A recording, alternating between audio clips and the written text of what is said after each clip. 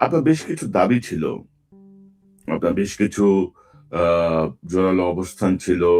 আ জুলাই বিপ্লবে সরকার ক্ষমতায়। তো সবকিছু মিলিয়ে গত প্রায় ১ মাসের মানে কি হলো? এবং এই যে চার্জশিট আপনারা গতকাল নারাজি দিলেন, প্রত্যাখ্যান করলেন চার্জশিট। কেন করলেন? একটু যদি আপনার কাছ থেকে একটু বিস্তারিত শুনি যাবে। সেটা হচ্ছে গত ১ মাসের আপনি একটা পরিস্থিতি আমার কাছে জানতে চেয়েছেন। আমি একটু পেছন থেকে আসতে চাই, তাহলে আপনার জন্য এবং দর্শক যারা আছেন তাদের জন্য আমাদের যে বর্তমান অবস্থা সেটা একটু বুঝবা সহজ হবে। প্রথমত আপনারা জানেন যে গত ২৮শে ডিসেম্বর, গত বছরের ২৪-এর ২৮শে ডিসেম্বর শহীদ ওসমান হাদি শাহবাগ থানায় একটা জিডি করছিলেন এবং সেইখানে তিনি বলছেন যে আমাকে বিভিন্ন দেশি-বিদেশি নাম্বার থেকে হত্যার হুমকি দেয়া হচ্ছে এবং আ দেশি-বিদেশি নাম্বার থেকে হত্যার হুমকি দেয়া হচ্ছে। পাশাপাশি আমি আমার জীবনের নিরাপত্তাহীনতায় ভুগছি। তো রাষ্ট্রের কাছে তিনি একটা নিরাপত্তা প্রার্থনা করছিলেন। তো আমরা যখন তার এই শাহাদাতের ঘটনা ঘটলো, এরপরে আমরা থানায় গিয়ে যোগাযোগ করেছি। তারা আমাদেরকে জানিয়েছে যে শহীদ ওসমান হাদি শাহবাগ থানায় কোনো জিডি করে নাই। তো আমাদের হচ্ছে স্পেসিফিক ডেট খেয়াল ছিল না। আমাদের শুধু মনে ছিল যে আমরা ডিসেম্বরে এই জিডিটা করেছি এবং এই জিডি করবার সময় সাথে ঝুমা এবং আমি ছিলাম ওসমান হাদির সাথে। তো পরবর্তীতে আমরা জিডির একটা কপি খুঁজে পেয়েছি এবং যখন এটা শাহবাগ থানায় এবং শাহবাগ থানা এটা পুরো মাস খুঁজেছে ডিসেম্বর। কিন্তু এরপরেও তারা জিডির কোনো কপি পায় নাই। পরবর্তীতে যখন আমরা গিয়ে তাদের কাছে এই জিডির কপিটা দিলাম, তখন তারা স্বীকার করেছেন যে না, শহীদ ওসমান হাদি শাহবাগ থানায় একটা জিডি করেছিলেন। এই যে একটা মানুষকে হত্যা করবার পরেও দায় এড়ানোর যে একটা প্রচেষ্টা, এইটা প্রশাসনের পক্ষ থেকে যে এই গত ১ মাস ধরে চলছে ব্যাপারটা এমন না। এটা শহীদ ওসমান হাদির লড়াইয়ের শুরু থেকেই তারা এভাবে অসহযোগিতা করছে। এবং আপনি হয়তো আরেকটা জিনিস অবাক হবেন যে প্রশাসনের পক্ষ থেকে শহীদ ওসমান হাদি যেদিন গুলি করা হয় সেই দিন রাত ১২টার সময় আমাকে জিজ্ঞেস করা হয় ফোন করে যে শহীদ ওসমান হাদি যেইখানে গুলিবিদ্ধ হয়েছেন সেই প্লেসটা আমি তাদেরকে চিনাইতে পারবো কিনা, বা হচ্ছে আমাকে তারা ওই রাস্তার সিসিটিভি ফুটেজ চায়, মানে হচ্ছে আমি তাদেরকে রাস্তার ফুটেজ এনে দিব, এরপরে তারা হচ্ছে এটা ইনভেস্টিগেশনে নামবে। এবং আরেকটা জিনিস সেটা হচ্ছে আমাকে বলা হচ্ছে যে মামলা না করবার কারণে তারা নাকি কোনো পদক্ষেপ নিতে পারতেছেন না। তো এইটা হচ্ছে বর্তমান রাষ্ট্রের আইন শৃঙ্খলা পরিস্থিতির অবস্থা। এবং আমি যেই মামলাটা দায়ের করেছি সেই মামলা যিনি আমার কাছ থেকে সিগনেচার নিয়েছেন এবং যারা উপস্থিত ছিলেন তাদের কাছে আমি আমার মামলার একটা কপি চেয়েছিলাম, যে আমি যেহেতু বাদী আমার কাছে তো এজাহারের একটা কপি থাকবে।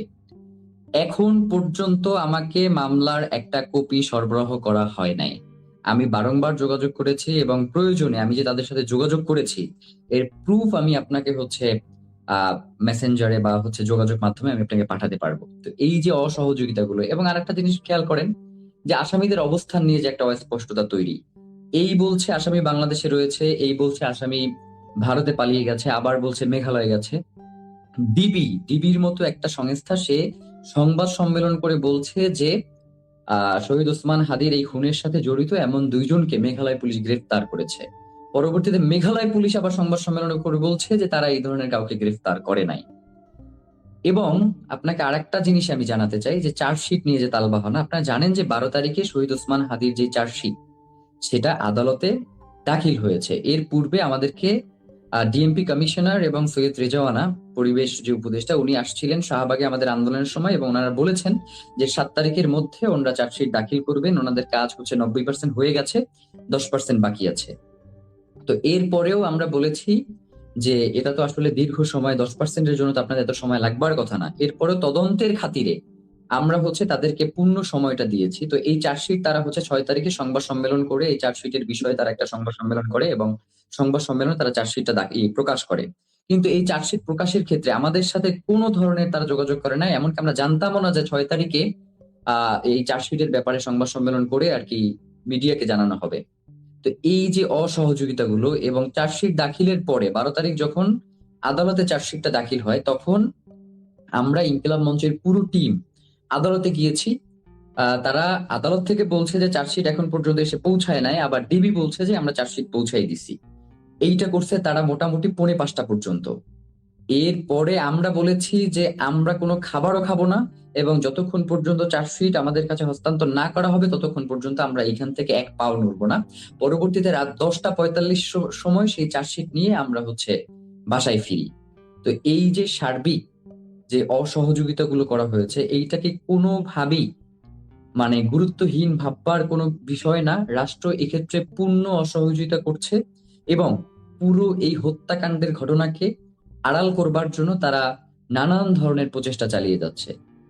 তো এরপরে আহ আসি মামলার বিষয়ে। তো এর মধ্যে যদি আপনার যদি কোনো প্রশ্ন থাকে সেটা আমাকে একটু কাইন্ডলি করে নেন, এরপরে আমি মামলার আলাপের ভিতরে যেতে চাই।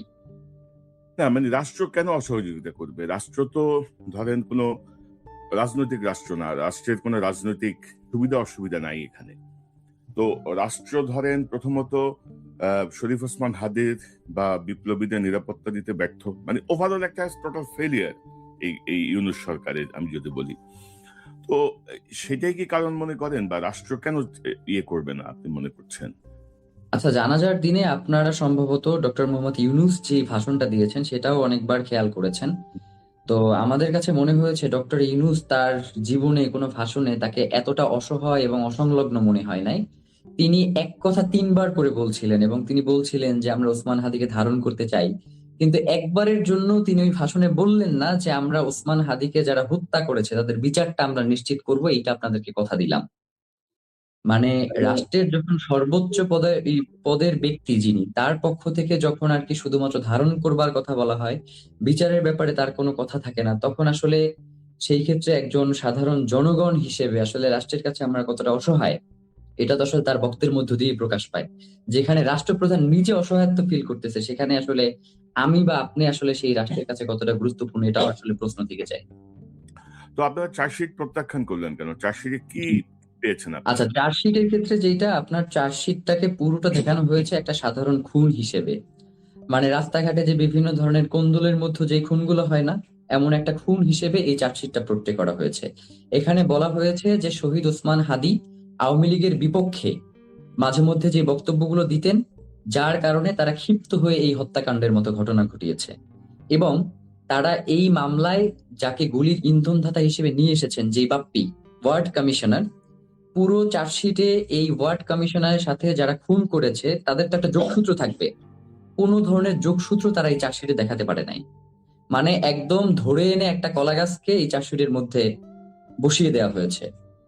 এরপরে আপনাকে আরেকটা জিনিস আমরা ইনফর্ম করতে চাই, সেটা হচ্ছে আপনার এই যে শত কোটি টাকার একটা লেনদেন হয়েছে, টাকার কথা তারা উল্লেখ করেছে, কিন্তু কোন পারপাসে কি ইস্যুতে এই টাকার লেনদেন হয়েছে, কারা তাদেরকে এই টাকা পয়সাগুলো দিল, এবং এই যে এই চেকগুলোর আসলে রহস্যটা কি, মানে কোন প্রক্রিয়ার মধ্য দিয়ে তার কাছে এত শত কোটি টাকার চেক আসলো, এর কোনো ব্যাখ্যা তদন্ত এর মধ্যে নাই। মানে এটা পুরোপুরি এই ইসের মধ্যে এড়িয়ে যাওয়া হয়েছে। এবং আরেকটা জিনিস, যেটা ঘটনার সূত্রপাতটা করাই হয়েছে হচ্ছে ফয়সাল করিম মাসুদকে দিয়ে। মানে এর পূর্বে এই খুনের কারা পরিকল্পনা করেছে, কারা এই খুন করতে সহায়তা করেছে, এবং পরবর্তীতে খুনিদেরকে কারা সেফ এক্সিট দিয়েছে, এর কোনো সুষ্ঠু প্রতিবেদন এই চার্জশিটের মধ্যে নাই। তো আমরা ইনকিলাব মঞ্চের পক্ষ থেকে, এবং আরেকটা জিনিস যেটা, সেটা হচ্ছে কবিরের যে কানেকশনটা, এখানে মামলার একজন অন্যতম আসামি যে কবির, যিনি গ্রেফতার আছেন, তাকে শুধু খুনি প্রক্রিয়ায় জড়িত থাকার ব্যাপারে গ্রেফতার করা হয়েছে, অথচ এই কবির কিন্তু আমাদের ইনকিলাব কালচারাল সেন্টারেও এসেছেন এবং তাকে এই প্ল্যানের কোনোভাবেই অংশ করা হয় নাই। তো এটাকেও আমরা প্রচন্ড সন্দেহের চোখে দেখি যে তাদেরকে একটা আড়াল করবার একটা প্রচেষ্টা করা হয়েছে। আবার আরেকটা জিনিস আপনি দেখেন, ফিলিপের যেই দুইজন সহযোগীর কথা বলা হচ্ছে, যাদেরকে পুলিশ গ্রেফতার করেছে, এখন পর্যন্ত এই সহযোগীদের কাছ থেকে কোনো ধরনের তথ্য তারা বের করতে পারে না যে এই আসামি দেশে আছে নাকি বিদেশে পালিয়ে গেছে। পুরো চার্জশিটটাতে, এবং আরেকটা জিনিস যেটা, এই যে সামিহা, ফয়সাল করিম মাসুদের যে স্ত্রী, এই সামিহার সাথে যে সিঙ্গাপুরে যে জাহাঙ্গীর কবির মাধ্যমে জাহাঙ্গীর কবির নানকের যে একটা বৈঠক হয়েছে এই খুনির, এই পুরো প্রক্রিয়াটা তারা এড়িয়ে গেছে। এবং আরেকটা জিনিস যেটা সব থেকে গুরুত্বপূর্ণ, আপনি জানেন যে 12 তারিখে ওবায়দুল কাদের, এই যে আওয়ামী লীগের অন্যতম শীর্ষ সন্ত্রাসী যে ওবায়দুল কাদের, তার চার্জশিট দাখিল হওয়ার কথা ছিল আদালতে 12 তারিখ। তো এই চার্জশিটের 1 নাম্বার সাক্ষী ছিলেন শহীদ ওসমান হাদি। 12 তারিখে যেটা দাখিল হওয়ার কথা ছিল, যেই দিন ওসমান হাদিকে গুলি করা হয়েছে, এই পুরো ব্যাপারগুলোর কোনো উল্লেখ এই চার্জশিটের মধ্যে নাই। মানে চার্জশিটের মধ্যে শুধুমাত্র আপনি আমি যা নিজ চোখে দেখতে পাইছি, এই জিনিসগুলাই দেওয়া হয়েছে, মানে একটা যে তদন্ত, এই তদন্তের কোনো কাজ এই এটার ভিতরে হয় না। একই কথা বারংবার ঘুরিয়ে পেঁচিয়ে বলা হয়েছে এবং নতুন কোনো কিছু সংযোজন এখানে করা হয় নাই। মানে পুরো প্রক্রিয়ায় কারা পিছনে রয়েছে, কারা পিছন থেকে ইন্ধন দিচ্ছে, এখন পর্যন্ত কারা এই ঘটনাকে ভিন্ন খাতে প্রবাহিত করার চেষ্টা করছে, তাদের ব্যাপারে কোনো আলাপ এই চার্জশিটের মধ্যে নাই। যার কারণে আমরা মনে করি যে বাংলাদেশে শহীদ ওসমান হাদী শুধুমাত্র একজন ব্যক্তি নন, তিনি একটি প্রতিষ্ঠান। তিনি ইনসাফের লড়াইয়ের, বাংলাদেশের স্বাধীনতা সার্বভৌমত্বের প্রতীক। তার এই হত্যাকাণ্ডের যদি সুনির্দিষ্ট সুষ্ঠু বিচার না হয়, তাহলে বাংলাদেশে আগামীর দিনে কেউ এই ইনসাফের লড়াইয়ের জন্য, স্বাধীনতা সার্বভৌমত্ব রক্ষার জন্য, সীমান্ত সুরক্ষার জন্য আর কেউ এগিয়ে আসবে না। এই মামলাটা যদি কোনোভাবে হেলায় ফেলায় একটা সাধারণ মামলার মতো হয়ে যায়, তাহলে মানুষের যে বিশ্বাস, মানুষের যে আশা আকাঙ্ক্ষা তার বাংলাদেশ নিয়ে, সেখানে সেটা পথভ্রষ্ট হবে এবং তারা আশা হারিয়ে ফেলবে। যার কারণে আমরা ইনকিলাব মঞ্চ এবং তার পরিবার মনে করছি যে কোনোভাবেই এই তদন্ত, যেহেতু কোনোভাবেই শহীদ ওসমান হাদীকে যারা খুন করেছে তাদের, এবং আরেকটা জিনিস যেটা, সেটা হচ্ছে আপনার যারা খুন করেছে তাদেরকে তো এখন পর্যন্ত গ্রেফতার করে নাই, এবং যাদেরকে গ্রেফতার করা হয়েছে তাদের মধ্যে অনেকে হয়তো দেখা যাবে যে এই ইসের মধ্য দিয়ে বিচারের মুখোমুখি হবেন, কিন্তু আমরা আদালতকে এটাও জানিয়েছি যে শহীদ ওসমান হাদী সবসময় বলতেন যে শত্রুর সাথে ইনসাফ করতে চাই। তো যাতে এই পুলিশের মন গড়া যে চার্জশিট, এর মধ্যে যাতে কোনো নিরপরাধ লোক যাতে এর মধ্যে সংযুক্ত না হয়, তাদেরকে যাতে দোষী সাব্যস্ত না করা হয়, আদালতকে এই ব্যাপারেও আমরা আজকে আবেদন জানাই আসছি।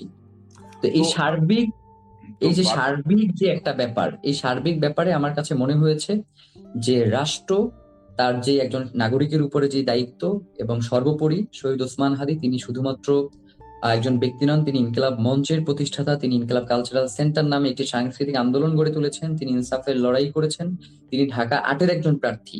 সুতরাং তাকে শুধুমাত্র একজন সাধারণ নাগরিক হিসেবে ট্রিট করলে, এবং একজন সাধারণ নাগরিকেরও তো বিচার পাওয়ার অধিকার রয়েছে, বাংলাদেশে একজন সাধারণ নাগরিকের যে সুষ্ঠু বিচারটা পাওয়ার অধিকার রয়েছে, আমরা চাই যে শহীদ ওসমান হাদীর ক্ষেত্রেও একদম একজন সাধারণ নাগরিক হিসেবেও যদি তারা এই বিচারটা যদি করতে চায়, সেক্ষেত্রেও তো পিছনে কারা রয়েছে তাদেরকে বের করানো রাষ্ট্রেরই দায়িত্ব। আমাদেরকে জানতে চাইছে, আপনাকে আরেকটা ইনফরমেশন দিই, আমাদেরকে জানতে চায় যে আপনাদের পছন্দের কোনো এজেন্সি আছে কিনা যারা এই মামলার তদন্তভার নিবে। তো আমরা রাষ্ট্রকে স্পষ্ট জানিয়েছি যে এইখানে তো আমরা কোনো মেয়ে দেখতে আসি নাই যে অমুক মেয়ে পছন্দ হইলো, অমুক মেয়ে পছন্দ হইলো না, আমরা চলে গেলাম। এটা তো রাষ্ট্রের দায়িত্ব যে শহীদ ওসমান হাদীর হত্যার বিচার তারা নিশ্চিত করবে। এখানে আমাদের পছন্দ করবার আর না করবার কি আছে? রাষ্ট্র যদি মনে করে যে বাংলাদেশের গোয়েন্দা সংস্থা এই তদন্ত করবার সামর্থ্য রাখে না, তাহলে প্রয়োজনে তারা আন্তর্জাতিক যে সকল পেশাদারী এবং নির্ভরযোগ্য গোয়েন্দা সংস্থাগুলো রয়েছে, এফবিআই, স্কটল্যান্ড ইয়ার্ড বা হচ্ছে এমআইটির মতো যে গোয়েন্দা পেশাদারী সংস্থাগুলো রয়েছে, রাষ্ট্র চাইলে তাদের সাহায্য নিতে পারে। এই ব্যাপারে আমাদের পূর্ণ দাবি রয়েছে, এবং আমরা যে দাবিগুলো করেছি এর মধ্যে দেখবেন যে আমরা এই দাবিটাও বারংবার উপস্থাপন করতেছিলাম। এই হচ্ছে সার্বিক পরিস্থিতি।